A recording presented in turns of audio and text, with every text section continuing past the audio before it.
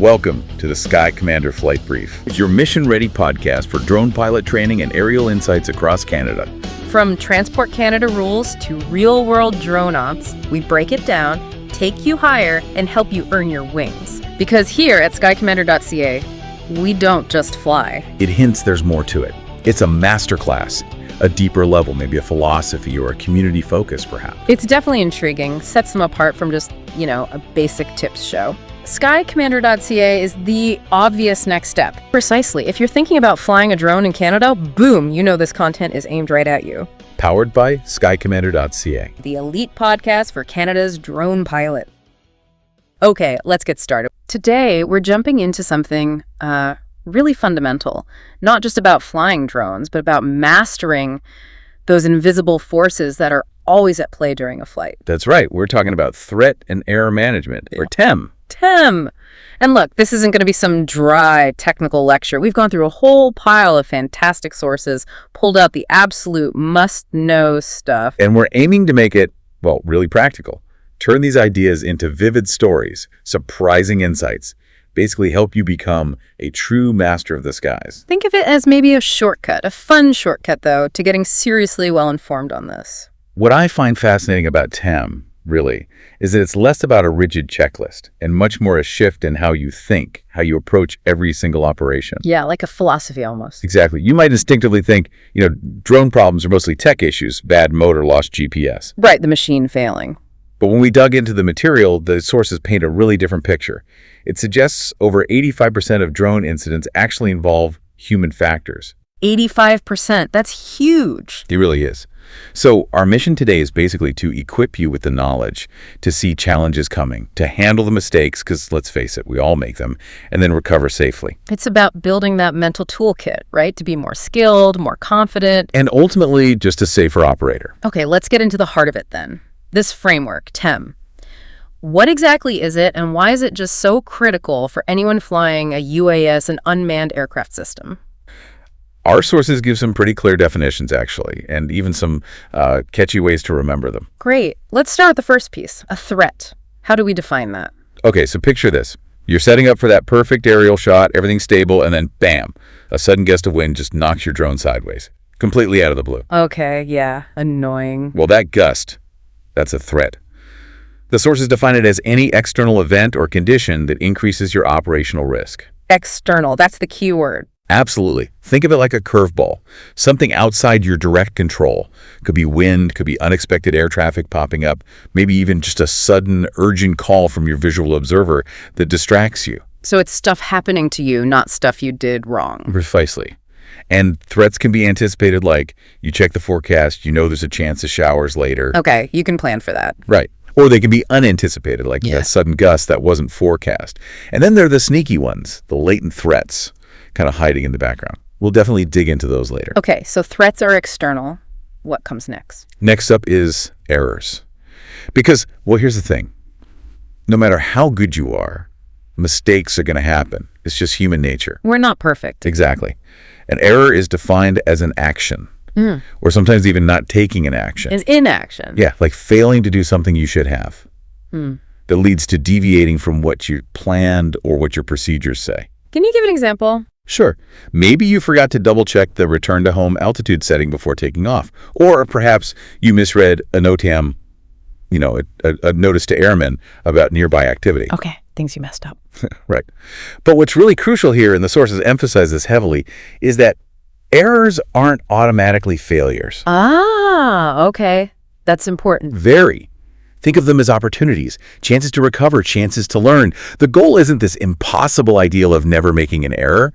It's about spotting them fast. And managing them. Exactly. Managing them effectively before they, spiral. Okay, so we have external threats and our own internal errors. What happens if we don't manage them? Well, that's when you can slip into what's called an undesired aircraft state, or UAS. UAS. Now, wait, that sounds like unmanned aircraft system. Yeah, confusing acronym overload. That's why we love the memory aid for this one. Think, aircraft situation. Oh, aircraft situation. Okay, I like that. So what is it?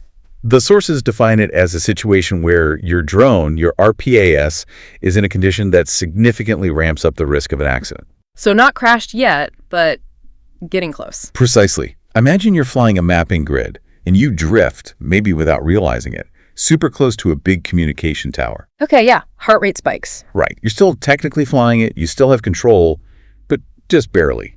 That situation itself being way too close to the tower, that's the undesired state. Your risk level just shot through the roof. It's like you're on the edge. You got it. A really precarious spot. Okay, threat, error, aircraft situation. How do they fit together? That brings us neatly to the core concept, the TEM loop. And our sources give us a great little phrase for this. Let me guess. Spot, catch, fix. You got it. Or you could think of it as identify the threat, catch the error, and fix it before it snowballs into something worse, like that uh-oh state. And this isn't just a pre-flight thing. Absolutely not. This is constant. It's like having continuous active mental air traffic control running in your head for the entire mission. Yeah. An ongoing dynamic process. Right. And digging into that loop, TEM seems to stand on three main pillars, right? Like three core actions you need to master. That's a great way to put it. 3 pillars. First, you've got to identify threats before they even get a chance to become real problems. So scanning everything. Constantly scanning. Your mental radar needs to be on, checking weather, assessing terrain, being aware of people, structures, monitoring your comms, looking ahead. Okay, pillar 1, proactive threat spotting. What's 2? Pillar 2 is recognizing and managing errors the second they happen. And like we said, errors aren't failures to beat yourself up about. They're chances to recover. Data points. Exactly. Vital data points for getting better. And pillar 3. Pillar 3 must be about getting out of that uh-oh state. Precisely. Knowing how to recover quickly and safely from those undesired states. It means having a mental playbook ready to go, clear steps for when things inevitably get a bit sideways. Having a plan B, C, and D. You bet. Now, you mentioned misconceptions earlier. What are some common traps people fall into when thinking about TEM? Yeah, the sources point out a few big ones. First is the idea that TEM is only for big airplanes, for manned aircraft. But drones share the sky. Exactly. Drones operate in the same airspace, often closer to obstacles and people.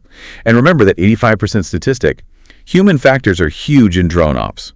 So TEM is absolutely critical for RPAS.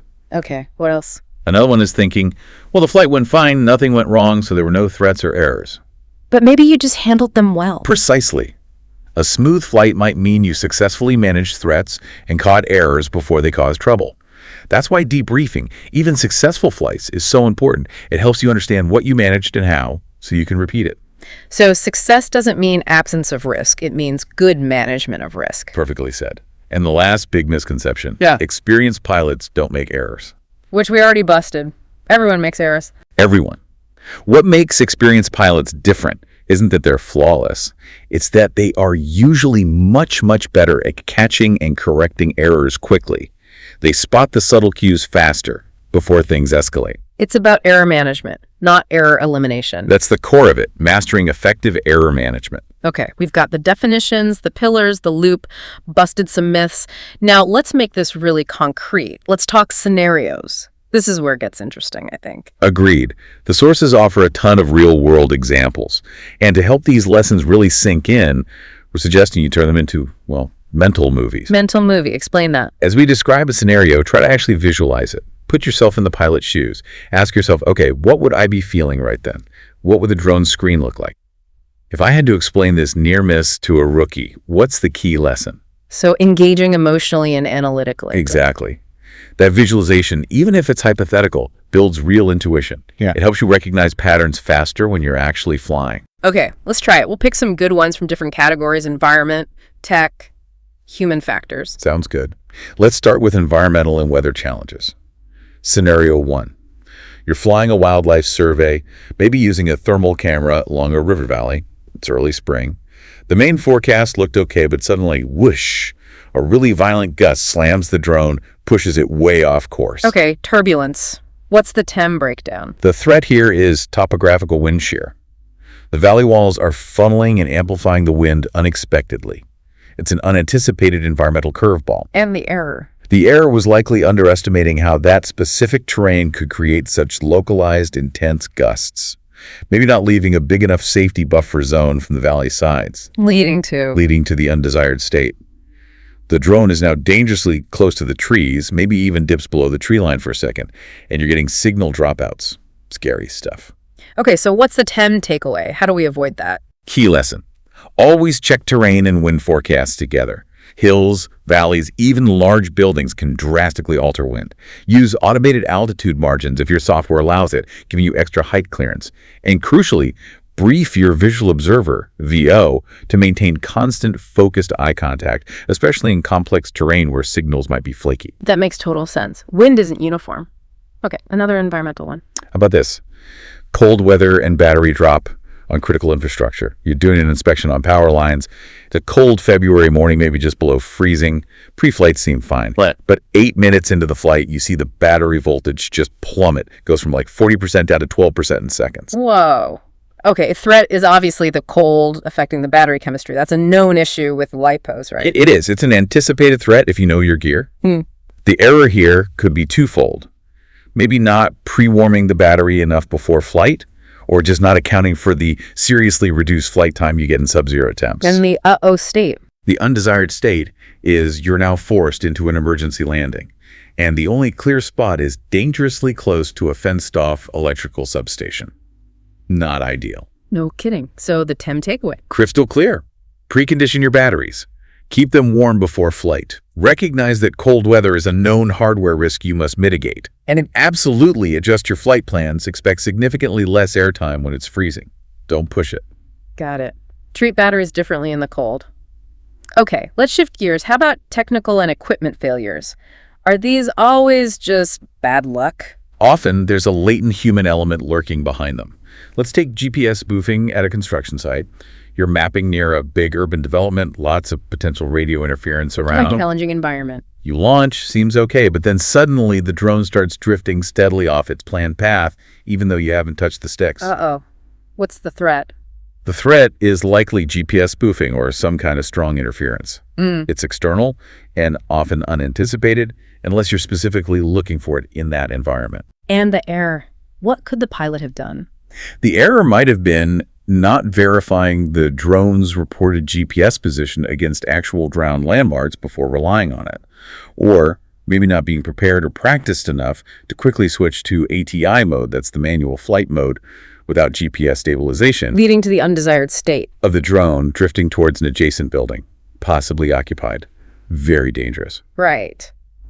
So the TEM takeaway. Always visually verify your GPS lock against known points on the ground, especially in busy RF environments. Know how to fly manually? Practice it. If you see unexpected drift, your immediate recovery is likely switching to ATI, if safe, maybe descending slightly to get better visual perspective, and clearly communicating the issue to your VO. And for the debrief. Add check for urban GPS interference to your site assessment checklist for similar jobs. Learn from it. Trust but verify the tech. Makes sense. What's another common tech pitfall? Oh, this one happens a lot. Firmware update, midfield. You're out on site, ready to go, power up the drone, and boom, firmware update required. Ah, the dreaded prompt when you're eager to fly. Exactly. So you think, I'll do it later, you skip it, and launch. Mission seems fine until halfway through, the drone suddenly disconnects and initiates an auto-landing sequence. Okay, but maybe RTH location is fine. Maybe, but in this case, it doesn't detect the barbed wire fence directly below its landing spot. Ouch. Okay, so the threat was actually skipping that update. That feels like a latent threat. It is. You created the condition earlier. The error was consciously disregarding a standard maintenance procedure, likely due to schedule pressure. And the undesired state is that uncontrolled auto-landing into an unsafe area. Right. The TEM lesson here is pretty blunt.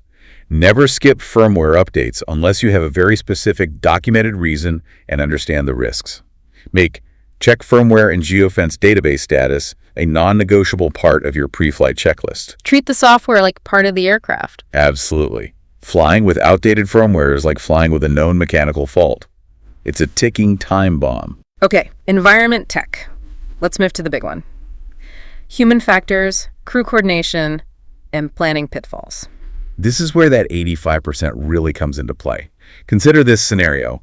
VLS loss in low light plus terrain obstruction.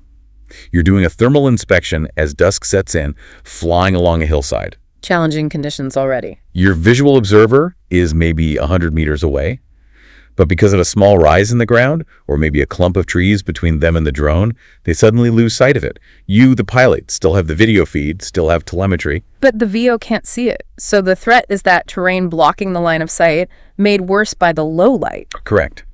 The error lies in the planning or execution stage.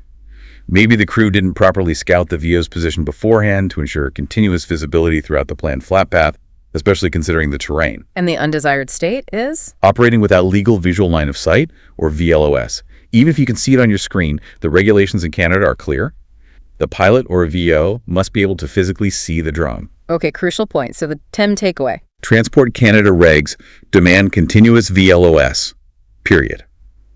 In complex terrain or low light, you might need multiple VOs, carefully positioned, or maybe your VO needs to be on higher ground. If VLS is broken, even for a second, the immediate action is required. Initiate return to home or maneuver the drone back into sight immediately.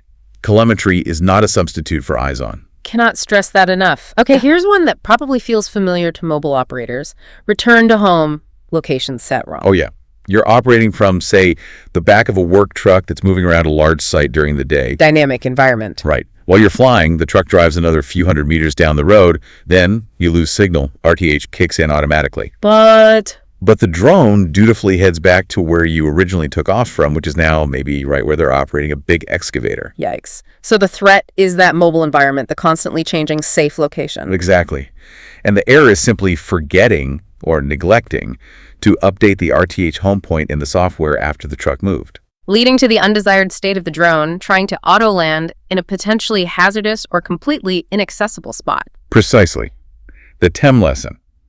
If you're operating mobile, you have to make updating the RTH location part of your workflow every time you relocate significantly. And just as importantly, know how to cancel an RTH sequence and take manual control if needed, assuming you regain link. RTH isn't magic. It's a tool that needs correct input. Manage the automation. Don't just trust it blindly. Okay, one more category. Specialized or edge case scenarios. These might be less frequent, but still critical. Definitely. Let's take magnetic interference from large metal objects. Say you decide to launch from a concrete pad that happens to be right next to a big power substation, or maybe it's heavily reinforced with rebar. Seems stable, right? Seems stable. You even do your compass calibration right there on the pad, and the app says success. But the instant you lift off maybe a foot or two, This goes haywire. yeah, it starts drifting erratically, maybe spinning, completely disoriented. The threat is that latent magnetic interference from the rebar and the substation's electromagnetic field messing with the drone's compass. And the air. Calibrating too close. Calibrating too close and also launching without really assessing the potential for EMI, electromagnetic interference, in that specific spot. The undesired state is that immediate loss of control right at takeoff, the most vulnerable phase. Okay, how to avoid this? The TEM lesson. First, avoid launching directly from large metal surfaces or areas known for high EMI whenever possible. Second, if you must calibrate near potential interference, try doing it with the drone hovering a couple of meters off the ground, away from the direct influence of the surface metal. And critically, know your drone's normal liftoff behavior. Any unexpected spinning or drifting right at launch should trigger an immediate abort and land decision. Don't fight it, just get it down safely. Wow, okay, these scenarios, they cover so much ground, don't they? From wind and batteries to software glitches and brain farts. They really do. And what's powerful, what the sources really hammer home, is that every single incident, every crash, even the minor ones, they're free lessons if you treat them like an investigation. Yeah, you mentioned using crash compilations, Right. which sounds a bit morbid, but actually kind of brilliant. It is. Pause the video. Ask yourself, okay, what was the threat here? Where was the pilot's error or the crew's error? What single thing could have prevented that undesired state? And, crucially, what would I do differently? Actively dissecting it. Exactly. It builds that TEM intuition, makes the learning stick, and honestly, it makes it more engaging than just reading rules.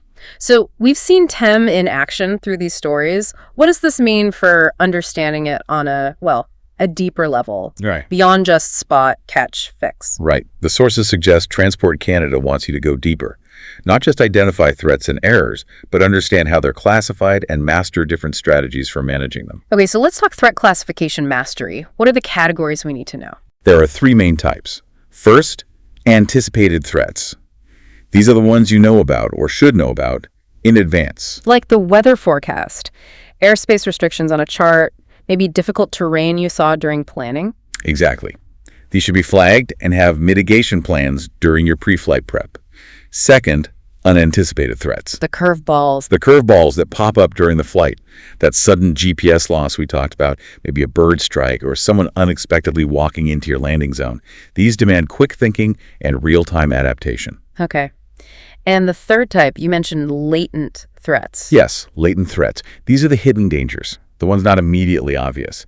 Think outdated maps, maybe poor maintenance practices that hasn't caused a failure yet, or even confusingly written SOPs that set pilots up for mistakes. Why are these so dangerous? Because they often bite you when you least expect it. They're discovered too late, often after they've already contributed to an error or an undesired state. They're systemic issues. And you mentioned an ACE tip for exams related to this. Right. If a question asks you to identify a latent threat from a list of options, look for the answer that reflects a deeper system flaw. Poor procedure, bad maintenance culture, outdated info, rather than an immediate, obvious problem like bad weather or a sudden equipment failure. Got it. Systemic versus immediate. Okay, so that's threats classified. What about types of errors? How does Transport Canada categorize those? They break pilot errors down into three main buckets.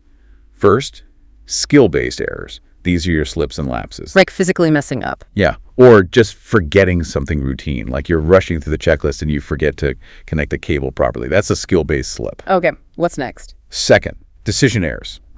This is where you make a bad call, maybe based on flawed reasoning, incomplete information, or poor judgment. Like deciding to launch in worsening weather because you feel pressured. Exactly. Choosing an inappropriate procedure for the situation. That's a decision error. And third, perceptual errors. Misinterpreting things. Yeah. Right. Misreading an instrument, misunderstanding an instruction from the VO, misjudging the drone's altitude or speed because of visual illusions. Yeah. You perceived the situation incorrectly. And the key here isn't just what error, but why it happened. Absolutely. Understanding the root cause, was it a slip, a bad decision, or a misperception, is crucial for figuring out the right way to prevent it from happening again. Which leads us to, how do we actually stop these errors, or at least catch them? Error trapping techniques. Exactly. These are your defenses. For those skill-based slips and lapses, your number one defense is using checklists and well-defined standard operating procedures, SOPs, religiously. Takes the guesswork out, reduces forgetting stuff. Precisely. For catching those tricky decision and perceptual errors, employing a two-person rule is incredibly powerful. Pilot and VO cross-checking each other. Yes. Having that second set of eyes and another brain verifying observations, interpreting data, and confirming decisions helps catch biases or misinterpretations either person might have. Makes sense. Anything else? Mental rehearsals. Before the flight, actively walk through the mission in your mind. Visualize the steps. Anticipate potential challenges. Think about what-if scenarios. Primes your brain. It does. It improves your situational awareness and makes your reactions faster and more accurate if something unexpected does happen. Okay, so we've got threats, errors, ways to trap errors. This all feeds back into that TEM cycle awareness, right? Understanding the sequence. Absolutely. You might get questions that test your understanding of the flow. It basically goes, identify a threat, actively mitigate that threat, continuously monitor for any resulting errors. If an error occurs, correct it immediately before it leads to an undesired aircraft state. And if you do end up in a UAS, your priority is to recover safely. Can you give an example of recognizing the stage? Sure. Let's say you notice your drone is drifting sideways more than expected because the wind picked up. Then you have that aha moment, or maybe uh-oh moment, where you realize you forgot to update the RTH location after moving the truck. In that moment, when you realize the RTH point is wrong because of the drift you observed, what stage are you in? You've spotted the drift, maybe a UAS symptom. But the key realization is the wrong RTH point. So error recognition. Bingo. You're in the error recognition stage.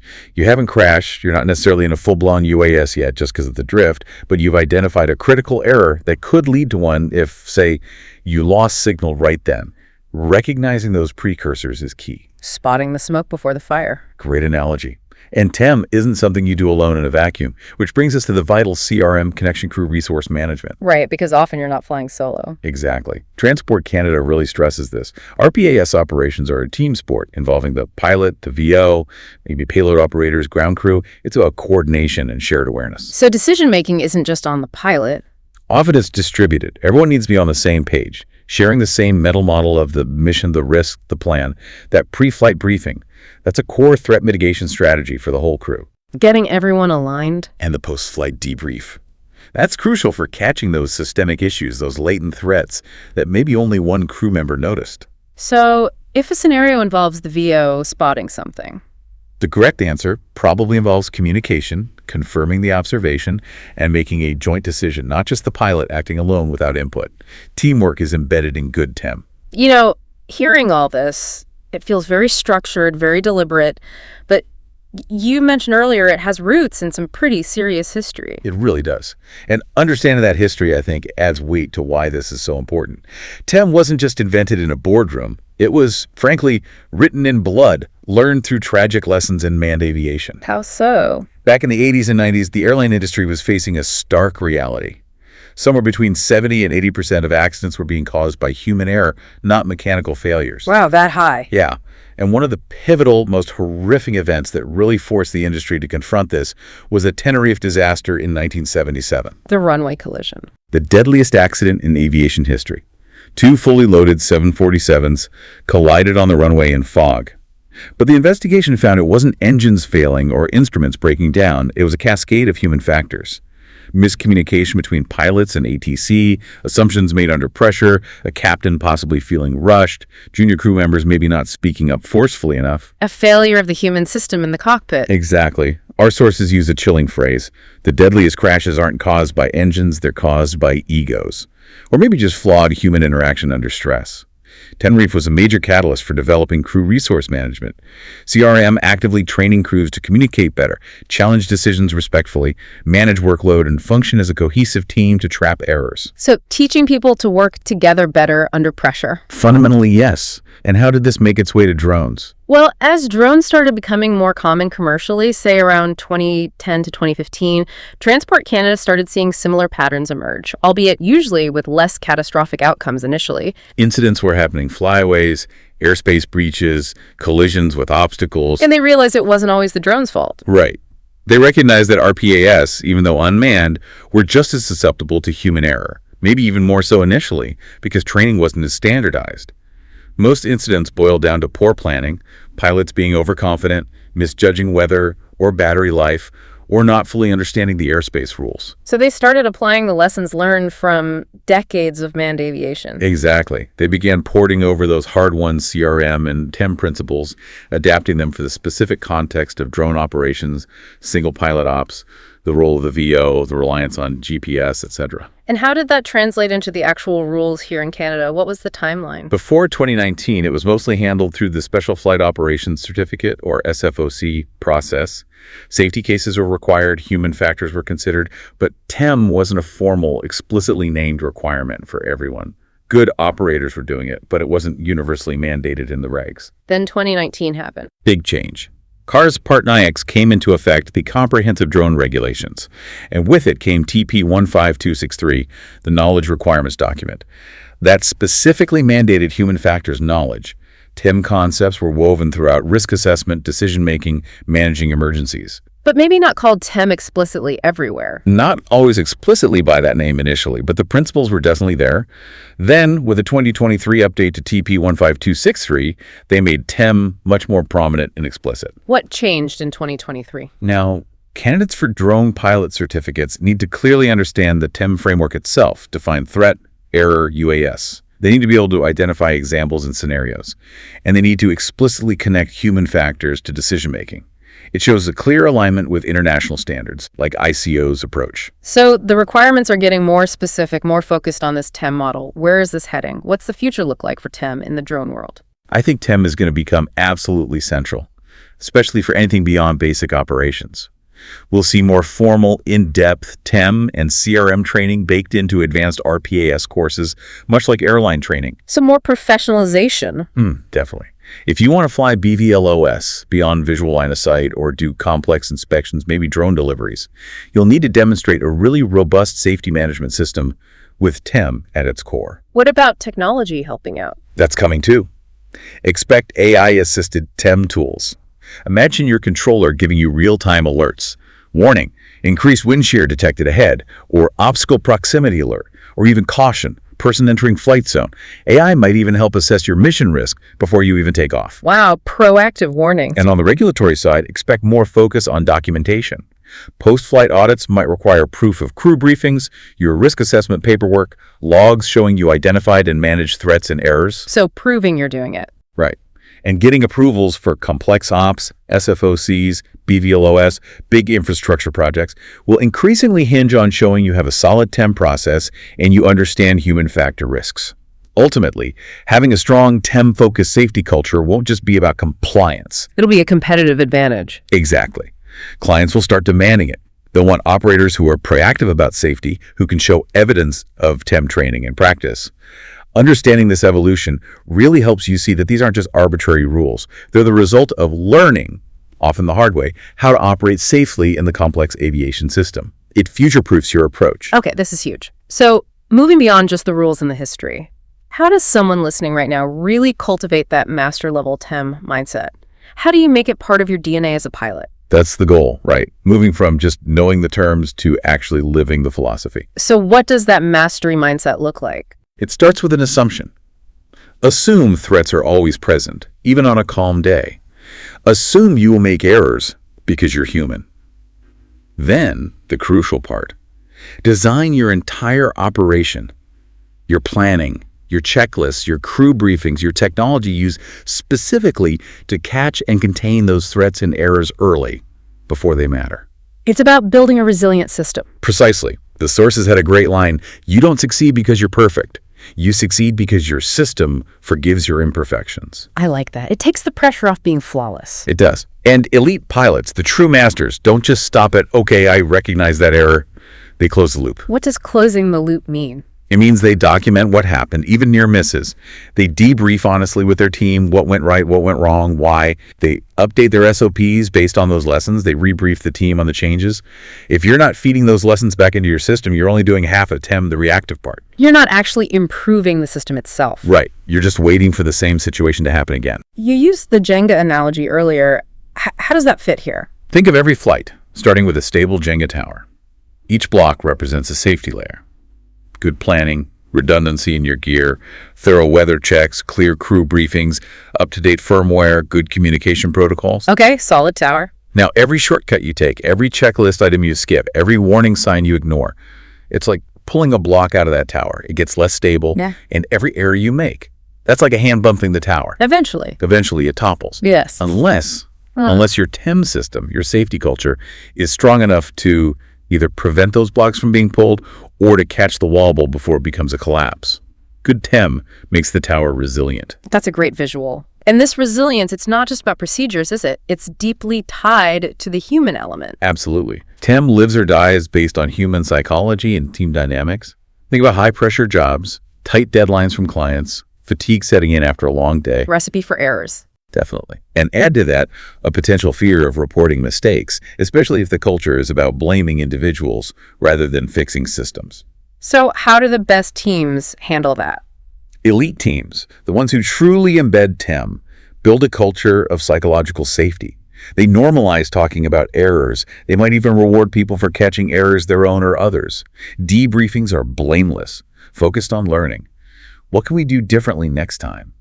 The mantra becomes, we don't blame the pilot, we examine the system. Shifting from blame to improvement. That's the core of a healthy safety culture. You want your VO to feel comfortable saying, "Hey, I think we might be getting a bit close there," or "I'm not sure I understood that last instruction." Open communication is key. And this ties into our own internal mental processes too, right? Cognitive traps. It's hugely important.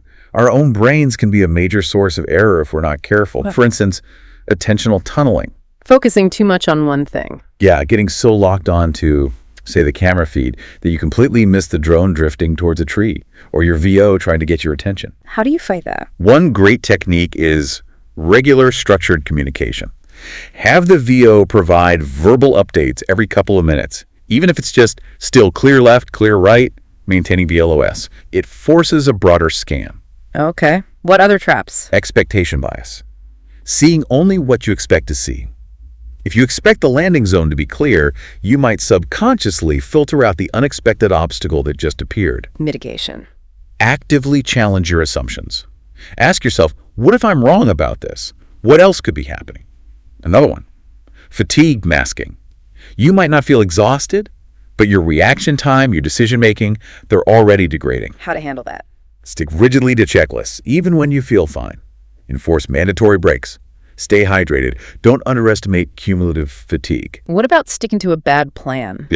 Plan continuation bias. Pushing ahead with the mission even when conditions have clearly deteriorated or something isn't right just because you started it. Need to be willing to abort. Absolutely. Normalize making gonna-go decisions during the flight, not just before takeoff. And then there's confirmation bias.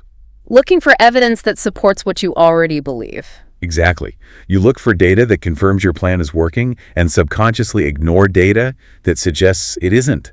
It's incredibly insidious. The sources had a great line for this. The scariest threat is the one your brain convinces you isn't real. Wow. So how do you fight these biases? One practical tip. Create your own little cognitive red flags cue card. List these biases. Glance at it before a flight. Just reminding yourself they exist makes you more likely to catch yourself falling into them. It's like a pre-flight check for your own thinking.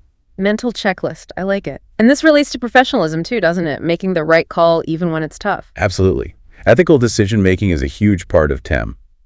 Transport Canada wants to see that you understand professionalism means admitting when conditions aren't safe, standing down even under client pressure, accurately reporting hazards or incidents, and never cutting corners on safety or falsifying records. Like the VO sign-off sheet. Exactly. If a scenario presents a conflict between getting the job done and following safety procedures or regulations, the professional TEM-minded answer is always the one that prioritizes safety and compliance. Ground the flight, report the risk, they're testing your character. Character and judgment. And fatigue is a huge multiplier for all these risks. Massive. Fatigue is consistently identified as a leading contributor to pilot error. Sleep debt is real, it accumulates. Microsleeps, brief moments of lost attention, can happen even if you think you're focused. Managing fatigue through proper sleep, breaks, hydration, nutrition, it's not optional, it's a core TEM strategy. If fatigue is mentioned in the scenario, it's almost certainly a major factor in any error that occurs. Okay, what about when multiple things go wrong at once? Compound threats. Those are tricky, designed to test your prioritization. You might have a low battery warning, see another aircraft nearby, and your VO says they lost sight momentarily. What do you deal with first? Feels like airspace and VLOS are paramount. Absolutely. The sources are clear. Airspace intrusions and maintaining VLOS always take top priority. You have to deal with the immediate collision risk or regulatory violation first. Handle the aircraft conflict, regain VLOS, then deal with the low battery by landing or returning safely. Prioritize safety and compliance above mission completion. Always.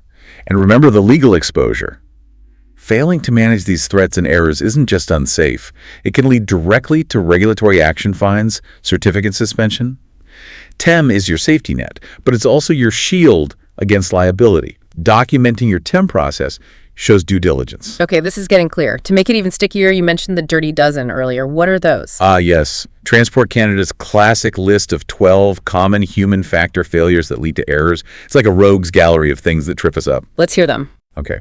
Lack of communication, complacency, lack of knowledge, distraction, lack of teamwork, fatigue, lack of resources, pressure, internal or external, lack of assertiveness, like not speaking up, stress, lack of awareness, poor situational awareness, and norms, unofficial, unsafe ways of doing things that become routine. Wow, that covers a lot of ground. The source quote was great. Pressure, complacency, and fatigue walk into a cockpit. That's not the start of a joke, it's the start of a crash. It really paints a picture, doesn't it? Shows how these seemingly small human failings can combine disastrously. And you linked this back to Air France 447. Yes, that crash is a chilling, real-world example of multiple TEM failures. Frozen pitot tubes, airspeed sensors. That was the initial threat, arguably latent as icing conditions were known. The pilots became confused by the unreliable airspeed data, a perceptual error. They reacted by pulling the nose up too high, a critical decision error. This led to an aerodynamic stall, the undesired aircraft state. And tragically, due to confusion and poor communication, CRM breakdown, they failed to recognize they were stalled for several minutes until it's too late. Just a cascade of failures, the mnemonic was. Frozen tubes, confused crew, stalled plane, no clue. It highlights how TEM could have broken that chain at multiple points. Better recognition of the initial sensor issue, better procedures for handling unreliable airspeed, better communication to diagnose the stall. Powerful lesson. And the drone equivalent, Often blamed on the tech. Often blamed on a flyaway, yeah. But investigations frequently show the root cause was human. Misinterpreting GPS loss, setting the RTH altitude too low, flying into unforeseen interference, poor battery management. The source put it bluntly, the drone didn't go rogue, the pilot lost the plot. Meaning, a human factor TEM failure was likely involved. Very likely. If something unexpected happens, your first assumption should be, what threat or error did I miss earlier? It encourages that investigative mindset. And NASA uses this stuff too. They do. They call it human systems integration, but it's the same core principles applied to spaceflight, which tells you something as drone ops get more complex, like BVLSS or urban air mobility, will need that same level of rigorous TEM thinking. Starting now puts you ahead of the curve. Okay, let's quickly recap those mnemonics for learning. TEM loop. Spot it, catch it, fix it. Threat types. Known, unknown, and hidden in plain sight. Error types. Slipped, guessed, or misread. Undesired state. It's not a crash, but it's close. And the mindset. Plan for chaos. Fly with clarity. And the fun homework, watch drone crash videos. Pause, analyze, threat, error, undesired state, what would I do? Because every crash is a free lesson if you study it like an investigator. Exactly. Make it active learning. So bringing this all home, moving beyond just passing the exam, what defines true TEM mastery? What sets apart the real professionals? It's understanding that TEM is a continuous dynamic process, not a static checklist. Mastery means you're constantly reassessing threats during the flight, you're adjusting plans on the fly, you're communicating changes clearly and immediately with your crew, and you're rigorously debriefing every flight to feed those lessons back into your system. It's live management, not just pre-flight planning, the source said. You don't just plan for threats, you manage them live. If a scenario puts you mid-flight with a developing issue, mastery means showing dynamic adaptation and clear decision-making, not just sticking to the original plan. And it's not just about your performance, right? It's the whole team. Absolutely crucial point. As the RPAS pilot in command, you are legally responsible for the entire operation, including the performance and potential errors of your crew, like the VO or payload operator. So if the VO messes up, if their error was foreseeable, maybe due to inadequate briefing or fatigue you should have noticed, or if you failed to mitigate it effectively, that responsibility ultimately lands on you, the PIC. You own the crew's TEM performance. that's a significant responsibility. And this ties into making the right choices in test scenarios. Definitely. Mastery means demonstrating accountability, not just action. Many possible answers might involve doing something aborting, changing altitude, talking to the crew. But the best answer, the one reflecting mastery, is usually the one that shows you accepting responsibility for the situation, prioritizing safety and compliance above all else, and acting conservatively. Choosing the option that says, I own the risk and I'll play it safe. Exactly. It shows Transport Canada you have the right judgment in character, not just the technical knowledge. And understanding those decision-making models helps. Decide, ODA. They underpin how you think under pressure. While you might not be asked to define ODA, observe, orient, decide, act, or decide, detect, estimate, choose, identify, do, evaluate, the scenario questions are designed to see if you instinctively follow those logical steps. Assess the situation, understand your options, make a clear choice, act on it, and then evaluate the outcome. Good TEM relies on structured decision-making. Got it. And recognizing subtle signs of trouble. Yes, subtle TEM failures. Mastery includes noticing the early warnings, growing confusion in communications, people repeating steps, disagreements bubbling up between crew members, or just a general feeling that multiple small things are starting to go wrong. Catching these early signs allows you to intervene before the system truly breaks down. And avoiding knee-jerk reactions. Right. Overcorrecting can be just as dangerous. You see a bird, panic, and climb rapidly right into controlled airspace. You've swapped one risk for a much bigger one. Good TEM involves calm, deliberate, measured actions that mitigate the primary threat without introducing new, unacceptable risks, always involving the crew when time permits. So bringing it all together, TEM mastery is. It's that seamless integration of compliance, knowing and following the rules, judgment, making sound operational and ethical decisions, and learning, having the self-awareness and system to continuously improve. That's what Transport Canada is looking for, not just drone pilots, but true aviation professionals. Wow. What an incredible deep dive, truly. We've journeyed through threat and error management, from the basic definitions to real-world uh-oh moments, the history, the psychology, and now this path to mastery. It really shows how understanding these external threats our own internal errors, and those critical undesired states can fundamentally change how you operate. It really does. It moves beyond just controlling the sticks. It's about thinking, anticipating, leading, and constantly learning. We covered that mastery checklist. Proactive thinking, leading your crew, knowing the law, staying calm, always learning, and just having strong professional character. And the why behind it all is so important. This isn't just bureaucratic box ticking.